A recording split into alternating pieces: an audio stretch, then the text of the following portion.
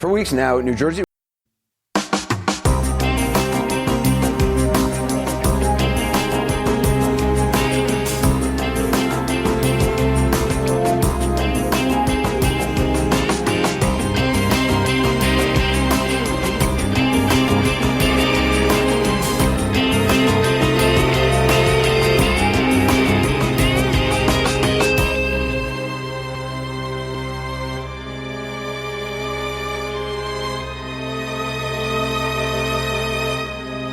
Hello, everyone, and welcome to episode 406 of the True Crime All the Time Unsolved podcast. I'm Mike Ferguson, and with me, as always, is my partner in true crime, Mike Gibson. Gibby, how are you? Hey, I'm doing good. How about you? I'm doing great. Awesome.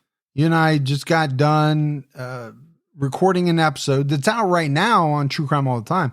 It's about this 16-year-old named William Leslie Arnold. He shot both of his parents over a dispute involving the usage of the family car, went to prison, escaped, and was on the run for like 40 years. Yeah. So it's a fascinating story about how it all played out. So think about the next time your kid wants the keys to the car. Let's go ahead and give our Patreon shout outs. We had Melody King Wyatt. Hey, King Wyatt. Drew Wright. What's going on, Drew? Eric Hunsacker. Hey, Eric. Debbie Cox. What's going on, Cox? WG. What's going on, W? Raoul Duke. Hey, thanks, Raoul. Annie Kurth. Hey, Annie. Annie Kurth. Hey, Annie. Lil Caitlin. Well, appreciate that, Lil. Kelly Clark jumped out at her highest level. Oh, Kelly, you're awesome. Kimberly Hudspeth. Hey, Kimberly. Tammy. Thanks, Tammy. Connie. Connie. And last but not least, Monique. There's Monique. And then if we go back into the vault, this week we selected Jennifer. Jennifer with a J. So we appreciate the new support, the continued support. It's all amazing. It is. All right, buddy. Are you ready to get into this episode of True Crime All the Time Unsolved? I am ready. We're talking about the mysterious Circleville letters. In March 1977, residents of Circleville, Ohio, began receiving mysterious threatening letters.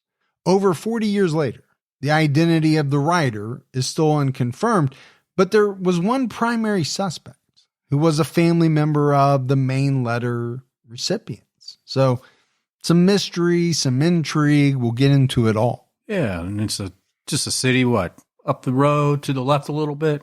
You like my directions? To the left. It's a little over an hour away from us. The primary target of the letters was Mary Gillespie, a school bus driver. She was married to Ronald Gillespie. Mary Ronald and her daughter Tracy lived in Circleville. Some sources report that Mary and other residents of Circleville began receiving letters in 1976, while others say the letters started in early 1977. The letters were sent out for well over a decade, finally stopping in 1994. That's a long time. To be receiving mysterious threatening letters? Absolutely. I think one's enough, but when you're getting them for 15 years or more, that's going to be tough. It is. One of the first letters Mary received in March 1977 accused her of having an affair with married school superintendent Gordon Massey. The writer informed her they were aware of the affair and she needed to stop. According to 48 Hours, this first letter said, "Stay away from Massey. Don't lie when questioned about knowing him. I know where you live. I've been observing your house and know you have children. This is no joke. Please take it serious. Everyone concerned has been notified and everything will be over soon." Okay. That would be shocking getting that. I would say for sure, especially if you are having an affair with this person, then, you have a lot to lose by the affair becoming public. But also anytime somebody says, "I know where you live, I know you have children." Okay, well now it goes even further. Yeah, it really got personal. Now, of course, this is 1977, right? There's no email. Today, I'm sure everybody listening is getting all kinds of hoax things through their email. I get at least one a day. Oh, Some of them say they're from the Best Buy Geek Squad. Some are a little darker than that. They are, yes. Yes, Which they are. I've shared before, some of them. But there's no shortage of people out there trying to scam people out of money. I got a text the other day that said I owed a toll. Yeah, that's a big one going on right now. Do you know anywhere near us where there's a toll road? No. Not even close. Yeah, the FBI actually put a warning out about that one. Within 8 days, Mary received another letter with similar threats. One letter warned Mary, "You have been watched. Failure to comply and you shall suffer. No one can help. No one can protect you. Obey. Obey. Get Mr. Massey elected to some type of office, or you will surely pay, and the town of Circleville shall too. It is on you." Okay. Pretty firm letter. Again, you're being watched. You'll suffer. You'll pay. Obey. Obey. The town will pay. So there's a lot of different threats in here. Now, Mary didn't tell her husband, Ronald, about the letters, but eventually he received one too. According to Unsolved Mysteries, the letter to Ronald said, "Your wife is having an affair. Your wife is a housebreaking pig. Notify the school. Your life is in danger. If you continue, you are a pig too." Sure, there was a lot of conversation that night when she got home about this letter. Yeah, I don't think this is the type of thing that you just read and throw in the trash, right? You're going to have a conversation with your spouse about it. And, it ended up that Mary was forced to tell Ronald that she had received 2 threatening letters. And why wouldn't you have told him prior to this? Because you actually were having an affair? I mean, what other reason would there be? Mary soon received a 3rd letter about the alleged affair. It read, "Lady, this is your last chance to report him. I know you are a pig and will prove it and shame you out of Ohio. A pig sneaks around and meets other women's husbands behind their backs, causes families and homes and marriages to suffer." The use of this word pig is really striking me. And I don't know about you, Gibbs, but when you read this 3rd letter, the use of the word lady, pig, shame, for some reason in my mind, it strikes me as though this might have been written by a woman. That's my initial thought as well. Now, these letters were all handwritten, but they were written in all caps. Most of the letters were postmarked from Columbus, Ohio, which is just about 30 miles north of Circleville.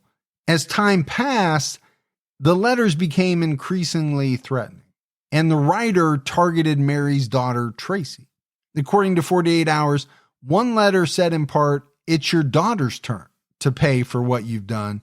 I shall come out there and put a bullet in that little girl's head." Okay. It's like really crossing the line when you bring the kids into it. And I'm sure you would agree with this. It's one thing for you to threaten me. That's a situation we can deal with. Right. It may not go in your favor, but it's a situation that we can deal with.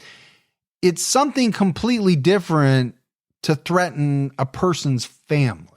You said crossing the line. It's all crossing the line, but that's like crossing a different line. Yeah, that's going to have me go reacher on your ass. Yes. Ronald Gillespie continued receiving threatening letters. 48 Hours published the following excerpts. "Mr. Gillespie, your wife is seeing Gordon Massey. You should catch them together and kill them both. He doesn't deserve to live. We know what kind of car you drive. We know where your kids go to school. Kill them both. I know where you live. You're pushing your luck." So now it's like, not only are we telling you that your wife is having an affair, the writer or writers, however many people are involved in this thing, is basically saying, if you don't kill these 2 people, one of whom is your wife, well, we're coming after you. Which is so strange. You are not happy with what my wife is doing, and you want me to kill her and her lover? Well, we said, okay, could this be a woman? It kind of slants that way a little bit. it almost makes it seem like the first obvious person you would have to look at would be Gordon's wife, if he has one. Unsolved Mysteries published part of a letter that warned Ronald, Gillespie, you have had 2 weeks and done nothing. Make her admit the truth and inform the school board. If not, I will broadcast it on CB's posters, signs, and billboards until the truth comes out. Mary received phone calls, the details of which were not published in sources, and she found offensive signs about her and her daughter along her bus route. Ronald drove around town picking up these signs. I would think you would be a total mess at this point. I mean, this has got to be dominating your entire life. I mean, what else are you talking about at dinner other than all of this stuff that's going on? Yeah. Honey, we got to get all those signs off the road. People are going to start talking more. Also, are you having an affair with this guy or not? Exactly. Mary and Ronald confided in 3 family members about what was going on.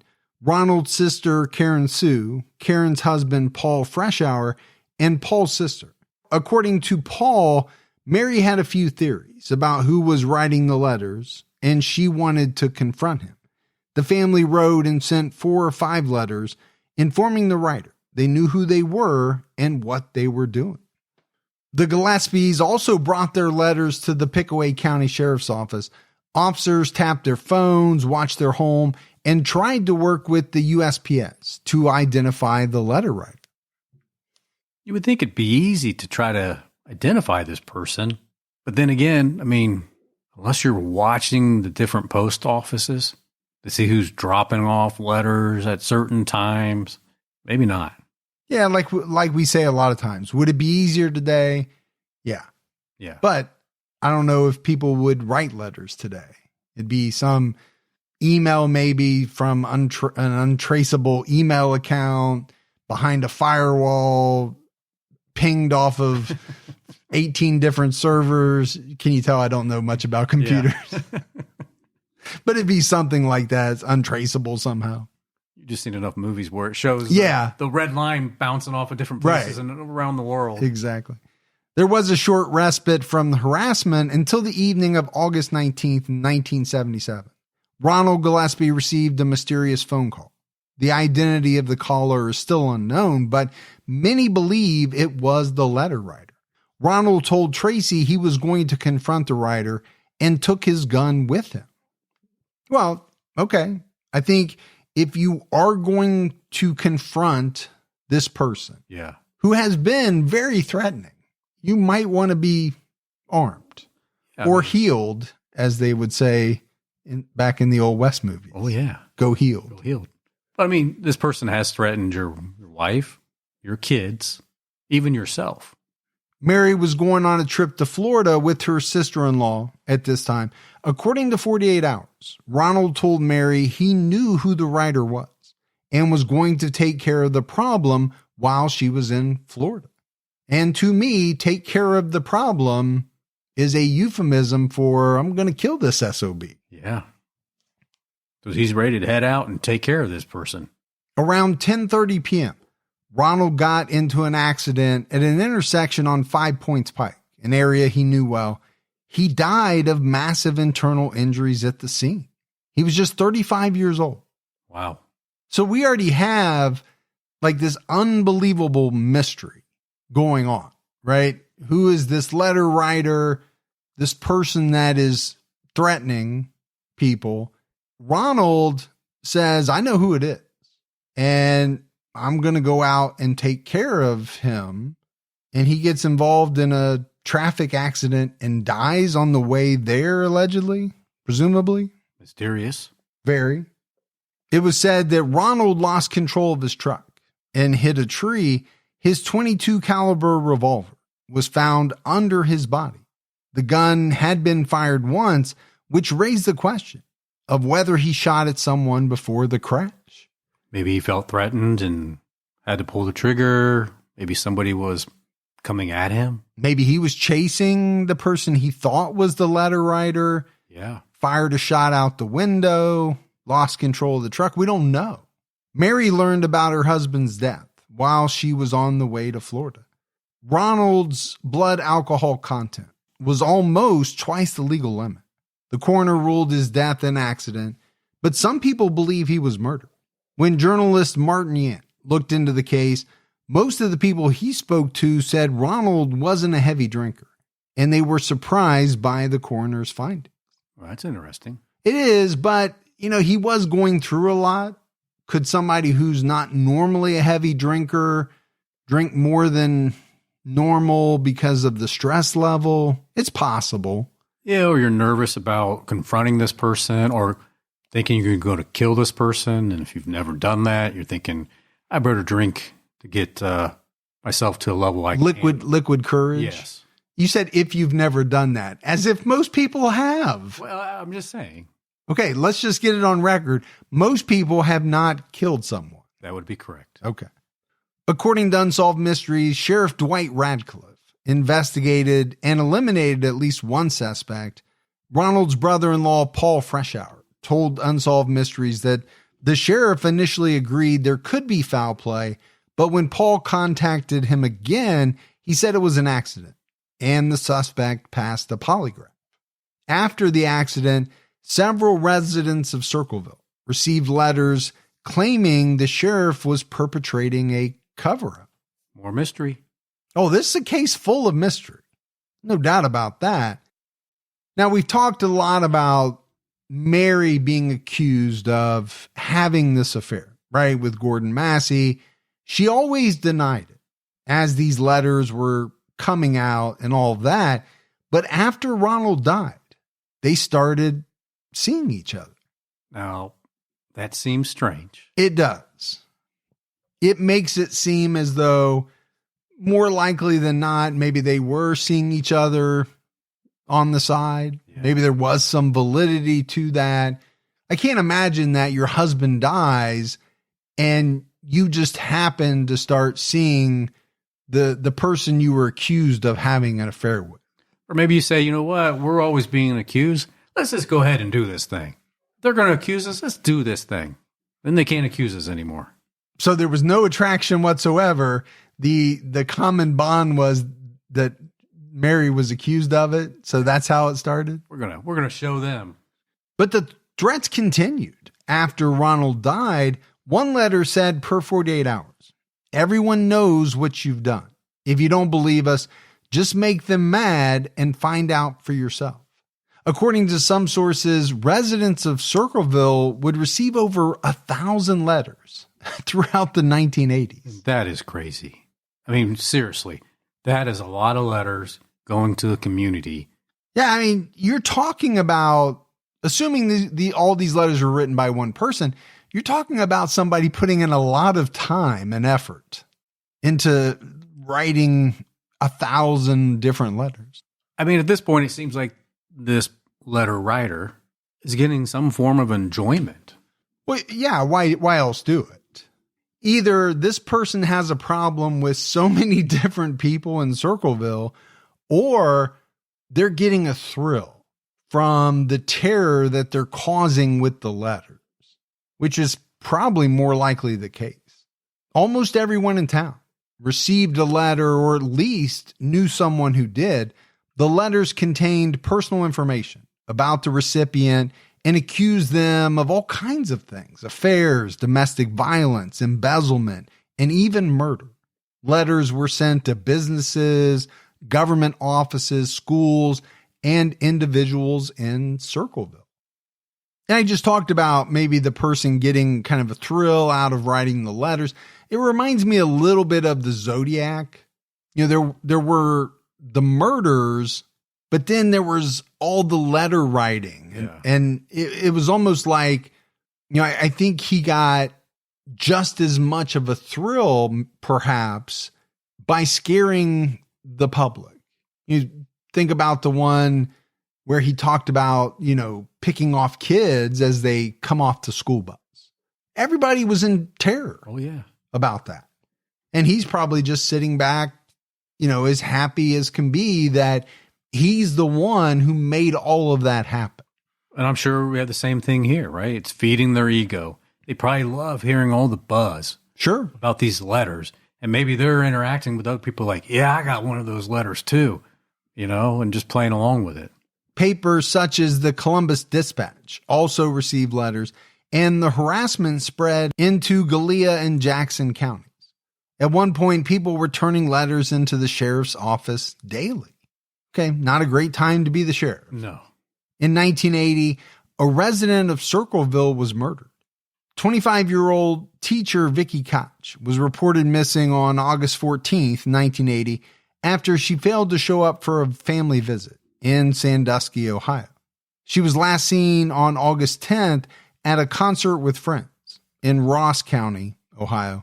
On August 15th, her family and friends entered her apartment but didn't find any evidence leading to her whereabouts. That same day, her car was found parked 5 blocks from her apartment. There were no signs of a struggle or altercation. Another mystery, Gibbs. It is. After Vicky disappeared, some of the Circleville letters focused on her, but sources didn't report on the contents of those letters. And you just wonder, how much of these letters were personal information known by the writer or information that was gleaned from newspaper articles or, television reports or gossip or whatever. Yeah. Where did it all come from? Because that makes a difference, right? Well, sure. I mean, if you put something in a letter that was already public knowledge, again, some of that came up in the Zodiac. Yeah. Then, it's a little less credible than the Zodiac sending a piece of Paul Stein's shirt. Okay. That hits home. That hits home. That proves, right, that this is the person who killed him. On September 17th, 1980, nearly skeletal remains were found in a rural area of Madison County, Ohio. The remains were identified as Vicky Koch. Vicky was found 33 miles from her apartment and was wearing the clothes she wore to the concert. And this was, interesting to me from the standpoint of where Circleville is in relation to Sandusky, right? Sandusky is at the northern part of the state. Sure. That's where her family was. That's where she was headed. But it seems like she never made it. She went to this concert and then was most likely killed just after it because she's found wearing the same clothes. There were a few unidentified persons of interest, but Vicky's case has been unsolved for decades. In 2019, ABC6 reported that physical evidence was being re-examined due to advancements in DNA technology. According to Circleville Deputy Chief Bob Chapman, a known serial killer was in the area around the time Vicky disappeared. So maybe it could have been that. Maybe it could have been another stranger that happened to be at the concert, took a fancy to her, and things happened. Yeah. I mean, this could be unrelated to the Circleville Letter Writer as far as the murder of Vicky Koch. Right. And like I said, the writer could have just kind of globbed onto it and used it as fodder for some of the letters. Yeah, because it's good fodder. Hello, mother. Hello, fodder. The next incident involving Mary Gillespie occurred on February 7th, 1983. Around 3:30 p.m., Mary was driving her empty school bus on the way to pick up kids when she found an obscene sign about her daughter Tracy at an intersection. While pulling the sign off a fence, she saw that it was rigged with twine in a box. Mary took the box home and discovered a loaded gun inside rigged to the twine. The police confirmed it was a booby trap intended for her. Wow. Now that's scary. That is right? very scary. The Pickaway County Sheriff would later say, as quoted by the Chillicothe Gazette, inside the box in styrofoam was a pistol which was aimed right at face level. Blazer twine was interfaced out through the back of the box with a metal wire affixed to the trigger. It was apparently designed with the idea that someone would jerk the sign off the post. The pistol was cocked with a bullet in the chamber and one in the clip. If Mary had forcefully removed the sign, she could have been shot, but by an act of God in the manner in which she removed the box the gun did not discharge. Investigators with Ohio's Bureau of Criminal Investigation traced the partially filed off serial number to a coworker of Paul Freshour, Mary's former brother-in-law. Well, so now we're kind of getting into some things here. But if the intended target's Mary, what if it's not Mary? What if it's the daughter that tears down the sign and something goes off? Or anybody besides your intended target? Yeah, I'm sure there's a lot of people in Circleville who knew about the signs, knew about everything that had gone on. Could it be inconceivable that somebody drives by and sees one of these signs and says, oh, I can't believe they're doing this to her again. I'm going to, jump out and get it. So I think you're right on the money with that. But if you're a person willing to kill, I get it. You might want to kill Mary, but are you going to lose any sleep at night if somebody else gets hurt? To a stone cold killer? Yeah, maybe not. Probably not, yeah. But back to this gun, the coworker said he sold the gun to Paul. Okay. So Paul's coming into the picture. He's going very quickly from kind of the brother-in-law, as he was at the time. Yeah. Originally, when all of this was going on, to now somebody who could conceivably be involved in this thing. In 1983, Paul Freshour was a manager at the Anheuser-Busch facility in Columbus. He lived outside Circleville. Paul had no criminal record. Investigators spoke to Paul's estranged wife, Karen Sue, who we said earlier, right, was Ronald Gillespie's sister. At this time, they were in the midst of a contentious divorce. According to the Chillicothe Gazette, records in the divorce suit accused Paul of having a violent temper and beating his wife. However, Paul filed for divorce in October 1982, alleging extreme cruelty and neglect. Karen Sue countersued and accused him of beating her on October 5th, 1982. She claimed she suffered a black eye and required 4 stitches. So it definitely sounds like it's not a very friendly divorce whatsoever. Oh, no. I mean, you could call a lot of divorces contentious. This maybe is a little bit more than that. Yeah. I mean, punches are being thrown here, allegedly, literally. Karen told the police she suspected Paul was the letter writer. She said he was infuriated with Mary over the Massey deal per 48 hours. She claimed she found one letter torn up in the toilet and found a couple more hidden in the house. Now, does it make it a little less credible that these two people are going through such a contentious divorce? I think it kind of hurts. A little bit. Yeah. Right? It doesn't mean the police aren't going to check it out, but if they were still married, happily married, and she comes forward and says, hey, I think my husband's the Circleville letter writer. Well, maybe you put a little more stock into that right out the gate. I think it helps the credibility. Mary Gillespie said she didn't suspect Paul until August 1982, when Karen Sue came to see her and indicated he could be the letter writer. Paul was cooperative when investigators came to speak to him. He didn't demand a lawyer and answered all their questions. He also admitted the gun belonged to him. But when asked how it ended up in the booby trap, he said, I don't know.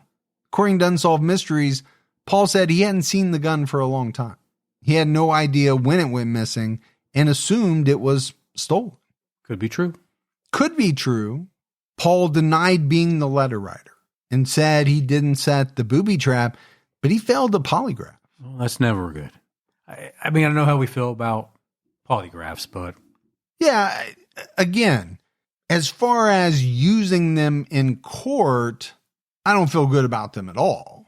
And over time, a lot of people don't either. It's why they're not admissible for the most part. But in trying to kind of, figure out who's telling the truth and who's not, can they be useful tools? And I would say, yes, they can be. Yeah. It's just, how much stock are you going to put in it?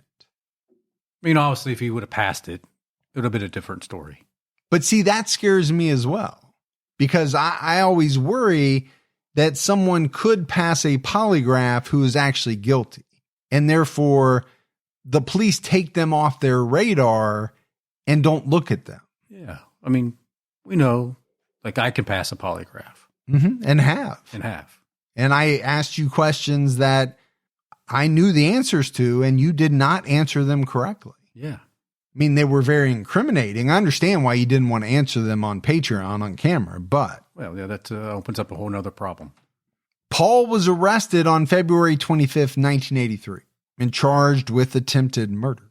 That day, the sheriff called him in for questioning and asked him to do a handwriting test. At the time, Paul was still under the impression he was trying to protect a family member, according to Unsolved Mysteries. The sheriff only told him the missing gun was somehow linked to the Circleville letters. According to Paul, the sheriff gave him a letter and asked him to copy it as closely as he could. The sheriff then dictated letters and asked Paul to write what he said. Paul agreed to the handwriting test because he insisted he was not behind the letters. If I thought somebody thought I was the guy writing the letters and they said, I'm going to ask you to write some things down just to make sure that it's not you that wrote those letters.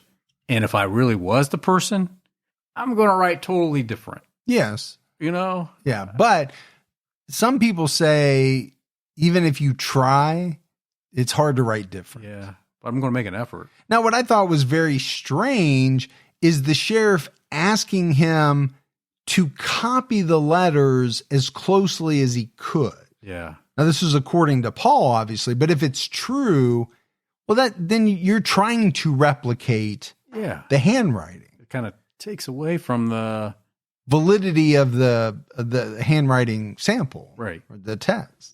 Homes.com knows that when it comes to home shopping, it's never just about the house or condo. It's about the home. And what makes a home is more than just the house or property. It's the location and the neighborhood. If you have kids, it's also schools, nearby parks, and transportation options. That's why Homes.com goes above and beyond to bring home shoppers the in-depth information they need to find the right home. And when I say in-depth, I'm talking deep. Each listing features comprehensive information about the neighborhood, complete with a video guide. They also have details about local schools with test scores, state rankings, and student-to-teacher ratio. They even have an agent directory with the sales history of each agent. So when it comes to finding a home, not just a house, this is everything you need to know, all in one place. Homes.com. We've done your homework. True Crime All the Time Unsolved is brought to you by Progressive Insurance. Fiscally responsible, financial geniuses, monetary magicians. These are things people say about drivers who switch their car insurance to Progressive and save hundreds. Because Progressive offers discounts for paying in full, owning a home, and more. Plus, you can count on their great customer service to help you when you need it, so your dollar goes a long way. Visit Progressive.com to see if you could save on car insurance. Progressive Casualty Insurance Company and affiliates, potential savings will vary. Not available in all states or situations. After the handwriting test, Paul took the sheriff to his garage to show him where he kept his gun before it went missing. Afterwards, they went to the courthouse, where the sheriff told the prosecutor that it was Paul's writing on the booby trap. He was placed under arrest. My other thought was it's a little strange that the sheriff is the handwriting expert. Yeah. As opposed to having a real handwriting expert. Well, small town sheriff, maybe they do everything. Maybe. And in a smaller town, not that Circleville's a small town, but in a smaller town, would it be unusual back in the day for a prosecutor to say, well, the sheriff's telling me it's this, so we're moving forward? Yeah. You know what I'm saying? Paul's charges were not announced until March 4th, 1983. When a grand jury indicted him for attempted murder. It should be noted that Paul was never charged with sending the Circleville letters. He was only charged in connection to the February 7th, 1983 incident. And they could be separate things. I mean, maybe if Paul was found guilty with this, maybe he did it because he was pissed off at Mary for backing his ex-wife and just wanted her out of the picture. I guess so. I don't know what that gets him, though. Wouldn't it be better to set a booby trap for the ex-wife And maybe that's too close to home. I don't know. Yeah.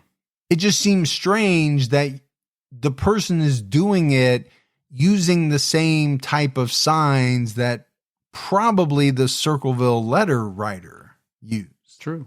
March 4th, 1983 was also the day that Sheriff Dwight Radcliffe revealed his arrest was the result of a 7-year probe into a letter writing campaign. According to the Chillicothe Gazette, Radcliffe said in 1976, there were letters being distributed throughout Westfall School District making certain accusations concerning some bus drivers and the superintendent of the Westfall schools, Mr. Gordon Massey. They started out intimating irregularities at school and so forth, and between certain female bus drivers and the superintendent. Radcliffe revealed that Ron Gillespie died while following the suspected letter writer. Okay, there we go. So it kind of clears up that part of the mystery a little bit. Right. Radcliffe said he found no irregularities of any kind among Westfall school personnel. School officials were cooperative, but the investigation was hampered by a lack of help from the USPS. The letters continued. And I thought this was very interesting because, the story starts out kind of focused on Mary Gillespie. And now you have this guy coming out and saying, no, the letters were stating that it was a number of female school bus drivers who were having some type of inappropriate relations with the superintendent. Wonder how Mary felt about that.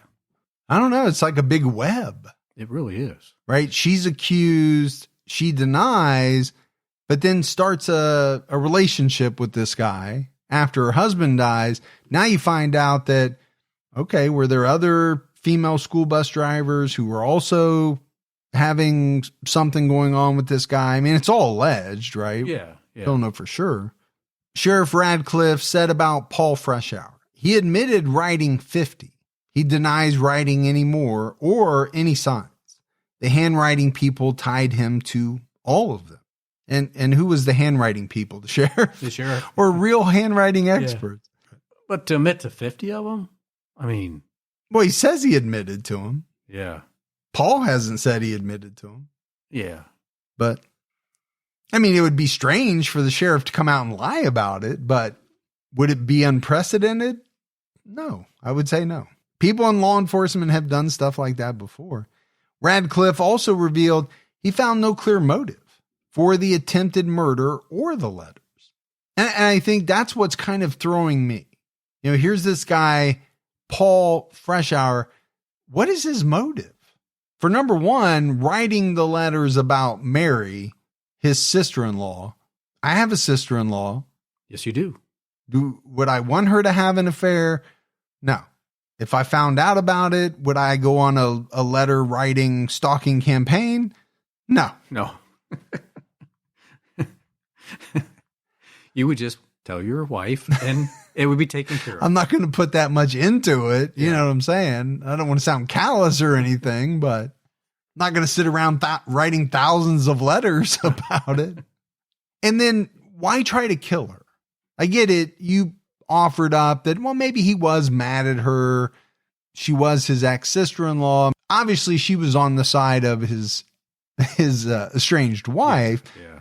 But what's he going to get out of killing her? Not going to help his case. No, it's really not. Doesn't mean it couldn't happen. It's just you don't see the motive there. At a bond reduction hearing on March 16th, 1983, Sheriff Radcliffe testified that handwriting analysis indicated that 103 postcards and 391 letters, including 3 letters containing arsenic, were written by Paul Freshour. The letters that contained arsenic were mailed 2 years earlier to the sheriff, the Pickaway County Children's Services Board, and the Williamsport Village Council. Okay. I mean, that's more than the alleged 50. Way more. Yes. And now we have arsenic being sent. It was also said that handwriting experts determined that Paul wrote on the booby trap sign. Paul initially pleaded not guilty, then pleaded not guilty by reason of insanity. He withdrew that plea in September 1983 after psychiatric testing. He's all over the place. Paul Freshour went to trial on October 24th, 1983. County prosecutor Richard Klein told the jury that Mary Gillespie received a Christmas card on December 17th, 1982, saying there were going to be signs about her daughter put up in the district. 6 days later, she received a note indicating what some of the signs were going to say.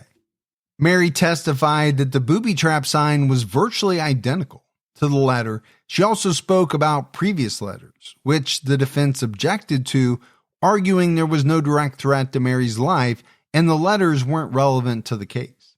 Although Paul was not charged with writing the Circleville letters, the judge allowed 39 letters into evidence because the prosecution argued that the writing on the booby trap was similar to the letters. At trial, handwriting expert Stephen Green testified that when he did his analysis, he did not use the handwriting samples Paul did when he visually copied a letter. Instead, the expert used the samples Paul wrote when a letter was dictated to him. And those are big differences. Truly. Between copying a letter and just writing down what someone is telling you to write. More natural that way. You would think. Yeah. Green told the court, as quoted by Unsolved Mysteries, "It is my opinion that the handwriting on the envelopes, documents, and postcards were printed by the same person, it being the known handwriting or hand printing of Paul Freshour." A second expert, who was originally a defense witness, agreed with him. Oh, that stings. That hurts. Yes. As if you're the defense and you've got this expert lined up and they switch sides and they say, you know what? I got to agree. Probably not going to be used by that attorney ever again. It was difficult for the prosecution to prove that Paul made the booby trap because his prints were not found on the gun or the box. However, they told the jury that Paul took the day off work on February 7th, 1983. Additionally, the same type of industrial-sized chalk box that held the gun was found at Paul's workplace. All right, so there's a number of things here not looking good for Paul Freshour. Yeah, some connections. Now, I think if you're the jury, it's going to come down, I think in large part, to how much validity, weight you put on the testimony of these handwriting experts. Yeah. The defense told the jury that Paul had an alibi for most of the afternoon when the booby trap would have been set up. Multiple witnesses testified that they saw Paul at home because he was having work done on his house. This is why he took the day off. Wesley Wells, an employee at Anheuser-Busch, testified that he previously owned the gun used in the booby trap and sold it to Paul Freshour. All right, I mean, a lot of it's circumstantial, but it keeps piling up. It does. In closing arguments at trial, the defense suggested that Paul's ex-wife, Karen Sue, was responsible. According to 48 Hours, an attorney asked the jury, who hated Paul enough to try to get him into trouble? If you read the divorce decree, who stands to profit financially if Paul is convicted and goes to prison? Yeah, but is it worth risking the murder of your sister? Yeah, I mean, that's tough, right? Not to say that maybe somebody wouldn't do it, but you have to know, if you're Karen Sue, that the two people most likely to pull down that sign is going to be either your sister or your niece. Yeah. And you're risking killing one of them. It seems like there would have been a better way maybe to get Paul in trouble. I would think. During the divorce process, Karen lost her home, custody of their kids, and was living in a trailer on Mary's property. And I'm sure that's something the defense hammered home. She lost everything. She hated him so much she was willing to do anything, including taking the chance that possibly her sister would be killed.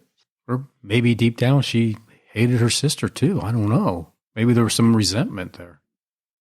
Paul Freshour was found guilty of attempted murder on October 28, 1983. On October 31st, Paul was sentenced to 7 to 25 years in prison. He would serve 10 years. But somehow the letters continued.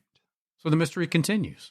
Yeah, hundreds of letters were mailed out after Paul went to prison. The letters were still postmarked from Columbus, even though Paul was incarcerated in Lima, which is about 200 miles away. After the Pickaway County Sheriff complained, Paul was put in solitary confinement and denied access to pen and paper, but the letters kept coming. All right, so it's either somebody doing it with him or just another person. Well, and most likely, as we've seen in other cases, this person is going to be very angry that he or she is not getting credit for the letters. Paul Freshour is getting credit for the letters. So, hey, I'm going to start sending them out like crazy. I'm going to show you that you're not going to take my credit away from me. Paul was first eligible for parole in late 1990. In the weeks preceding his hearing, the volumes of letters increased dramatically. But this worked against Paul somehow, and he was denied parole. A few days after the decision, Paul himself received a letter. One letter to Paul said, "Freshour, now when are you going to believe you aren't getting out of there? I told you 2 years ago when we set him up." They say, set up, don't you listen at all.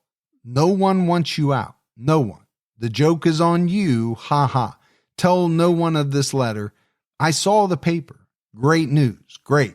The sheriff loved it. Ha ha. Do you believe it now? Do you? So, you're either in prison for something you did, or you're in there for something you didn't do, and now you're being doubly crucified by this letter writer. Yeah, you're being taunted. The prison warden conducted an investigation and determined it was impossible for Paul to be the letter writer. In addition to having no pen and paper, he was strip searched and his incoming and outgoing mail was inspected. Okay, pretty hard to be the letter writer. Yeah, if you don't have something to write with and you're not keystering it because they're checking you. I'm sure there was a lot of bending and coughing. And coughing and bending. I know you've explained to me how tired you got of that. And I can imagine. It gets old. It's invasive. It's embarrassing. Do you know how hard it is to grab your ankles that many times? No, I do not. And believe me, I do not ever want to find out. Paul continually maintained his innocence. Unsolved Mysteries started looking into the case in 1993. Before filming started in December of that year, producers received a threatening postcard that said, "Forget Circleville, Ohio. Do nothing to hurt Sheriff Radcliffe. If you come to Ohio, UL sickos will pay. Signed, the Circleville Writer." All right, now you're messing with Unsolved Mysteries. Yeah, crossing the line there. That might be picking a fight you don't want. The letters finally stopped after May 1994 when Paul was granted parole.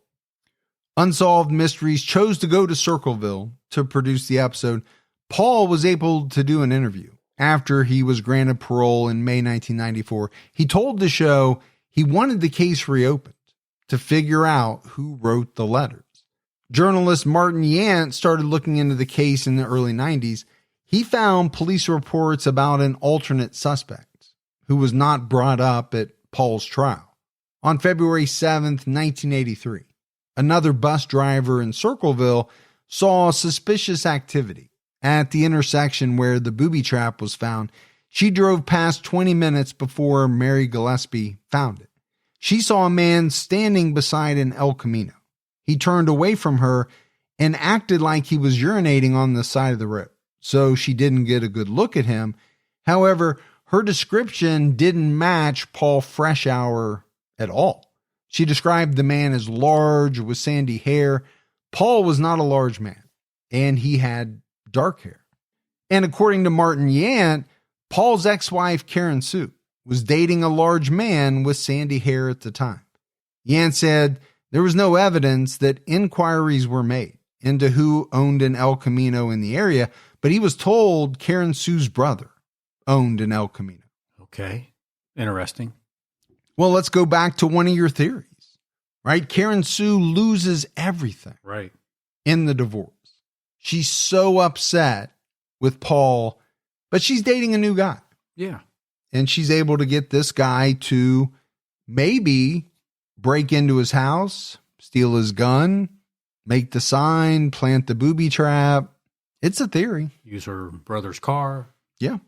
Paul and Karen's children were divided over who they believed. Their daughter supported Paul, but their son Mark sided with Karen and stopped visiting Paul. According to Martin Yant, Paul suspected that Mark stole his gun before the booby trap was set up. Yant told 48 Hours, I did interview one man that said he specifically told him that he thought it was Mark, the son. Okay. We got a lot of possible suspects We here. do. But Paul kept his suspicions to himself because he didn't want his son to get in trouble. And I think we have to go back to the trial. Some of this stuff was known at the time of the trial, but it never was brought up. Now, whether the defense knew about it, that part I don't know. But if they did know about it and didn't bring it up, that'd be a real travesty. Yeah. Paul later asked the FBI to get involved in the Circleville Letters case, but they never responded. And I'm surprised because being male related, that it's not some type of federal crime to threaten people through. I'm sure it is. Yeah. I'm sure it is. I don't know if that's something the FBI would get involved in. There's also the male police. The male police. Yeah, I'm drawing a blank on what you call them. On September 11, 2002, a man's body was found floating in the Scioto River in Portsmouth, Ohio. The victim was identified as Mark Freshour. It was determined that he shot himself. His mother told the police he suffered from depression for years. I mean, it's just one thing after another in this case. Sure is. You know, you start to think, well, it could possibly be this person. And then you get a little piece of information that makes you think, well, maybe it's the ex-wife's boyfriend. And then you think, well, maybe it's the son. Maybe he was so racked with guilt that he took his own life. Yeah, maybe. Paul Freshour died on June 28, 2012. He was 70 years old. Before he died, he told writer Robin Yoakum, when I'm dead and in my grave, people are going to believe I'm sending those letters. This year, 48 Hours spoke to former FBI profiler Mary Ellen O'Toole, who believes one person wrote every single letter and took the secret to their grave. She thinks the writer is a woman because in some of the early letters, the writer referred to themselves as a boyfriend. They wanted to make the reader think they were the opposite sex. Good point. And you and I kind of had the same theory, not for the same reason, but for some reason, some of the early letters, they just came out, at least to me, as though they most likely were written by a woman. Yeah. She said that the writer was most likely not highly educated based on how they wrote. O'Toole noted that Paul Freshour had a master's degree and was in a managerial position at his job. Finally, she said the writer enjoyed hurting people and possibly had a personality disorder. Well, no doubt the writer liked hurting people. Yeah, I'm with you on that 100%. Forensic document expert Beverly East was brought in to do a new analysis. She compared 49 Circleville letters to Paul Freshour's writing samples and said she's confident she knows the identity of the writer. She noted that Paul wrote his G's. Unusually, they looked like the number 6. This unusual G appeared in several Circleville letters, including one sent while Paul was in prison. She also found that when Paul wrote a zip code, his 3 was ambiguous and could look like a 2. The same mistake was present in the anonymous letters. East did say there are patterns in the letters that don't look like Paul's handwriting, but she believes one person was responsible for the letters, and that person is Paul Freshour. Wow. Well, additionally, researcher Mary Mayhew studied thousands of pages of the case file and learned that investigators found Paul's prints on about a dozen letters that were postmarked while he was incarcerated. She thinks Paul wrote the letters as well. So basically saying he found a way to get the letters out of prison. Yeah, well, there's one theory that has Paul kind of mass producing the letters ahead of time and then someone else sending them out while he was in prison. I mean, there's no doubt that he would have had to have had an accomplice, at least at some point. That point being after he was in prison, and it was said for certain that there was no way he could have been writing and sending the letters. Well, it's a good plan, right? As you're going into prison, write all these letters and tell your buddy, okay, mail these from this post office on this day. Mm-hmm. And then maybe, they'll have to let me out because they're going to know. It wasn't me. It wasn't me. It's actually kind of an ingenious plan if you think about it. Now, it didn't work. No, it actually worked against him. Yeah, it actually worked against him. But then, let's talk about that one letter that Paul received afterwards. How could he have written that one? How could he have known that he was going to be rejected by the parole board so many years down the road? Yeah. Okay. I understand there's thinking out things, but that's next level stuff to be thinking that many years down the road. Now, I don't know if that was part of the sample that was confirmed to be his handwriting. I wonder if they looked at Mark's handwriting, because sometimes your kids can write similar to how you write. Based on what scientific knowledge you have of that? Gibbyology. Okay. It's possible. I don't know. Yeah. Maybe Mark had similar formations of letters and numbers. Maybe. I didn't know that was something that was handed down. Yeah. I teach that in Gibbyology. That's in 201. Is it just 201 or is it 201? I had to remember if it was in 101 or 201. But not 301. We're more advanced at that point. But that, that is one of the theories in the case. I mean, I don't know, man. You can see why people find this case so mysterious. It really is. I mean, Paul's convicted, right? He does his time. Sure. But there's almost two separate things, because he's only convicted of the attempted murder, which is the box, the sign with the gun in it. He's never convicted of the threatening letter. Yeah. Now, why is that? Why didn't they go after that? Maybe they thought that would muddy the waters. Maybe. And they just wanted to stick with the attempted murder because that's a bigger charge. Now, you have a number of experts who have said his handwriting matches the letters. Yeah. But I'm fascinated by this theory that he had so much foresight that he mass produced a bunch of letters. I understand maybe in the first year or so. Right.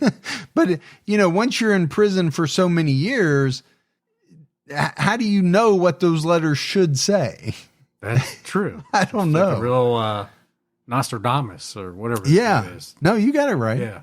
The guy that supposedly predicted all the yes, all the stuff.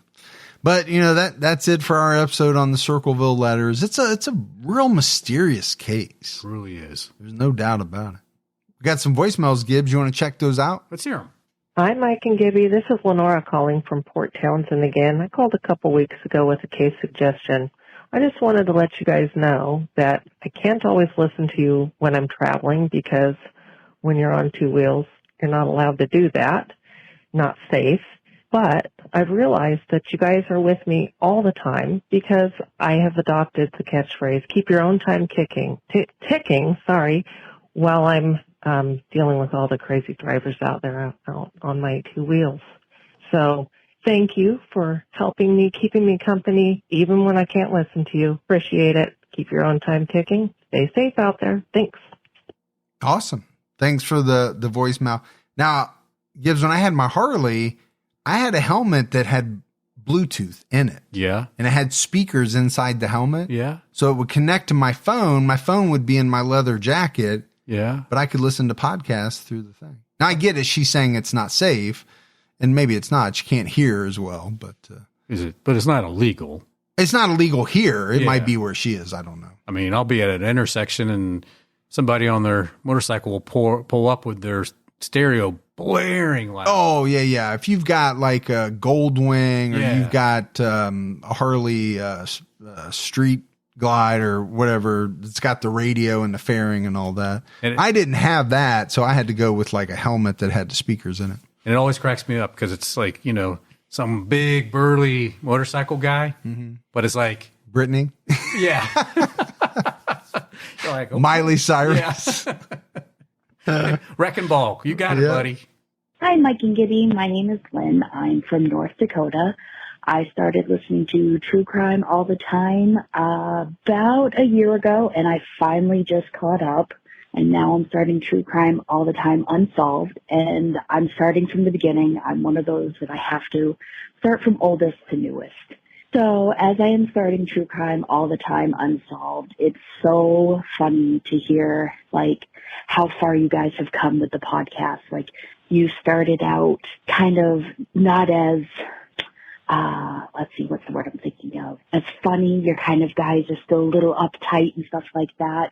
So me just finishing I'm all caught up on regular true crime all the time, and now going back in time to Unsolved, and you guys are back to that kind of a little stiff sounding. And I just got to say, you guys have come such a long way. You guys are hilarious. I love you both. I am team Mike, and you guys can argue over which Mike I'm talking about. You guys have a great day, and keep your head on the swivel, and keep your own time ticking. She sounded like from Fargo, North Dakota, when she said, I'm from North Dakota. I didn't hear that. That's how I heard it. That's how you wanted to hear it. I didn't hear that accent at all. You see, she not to the degree that you just did. Yeah, so she did see how stiff you were in the beginning. Yes. You're so stiff, man. But, we've talked about it before. You and I had no background in any type of entertainment, production, nothing like that. So it did take a while to get our footing, and it's like, how does this thing go? How do we go back and forth? And, after a while, you start to get the hang of it. I'm not saying we're the best or the greatest, but I think we have come a long way. Obviously, if you go back and listen to the first ones, they're a lot different. Yeah. But well, and you've also become the master editor. I am much better at editing. Yes, you are. Than I used to be. Yes, you are. Well, when you edit 1,000+ episodes, you start to get the hang of it. Yeah, that's true. That's true. All right, buddy. That is it for another episode of True Crime All the Time Unsolved. So for Mike and Gibby, stay safe and keep your own time ticking.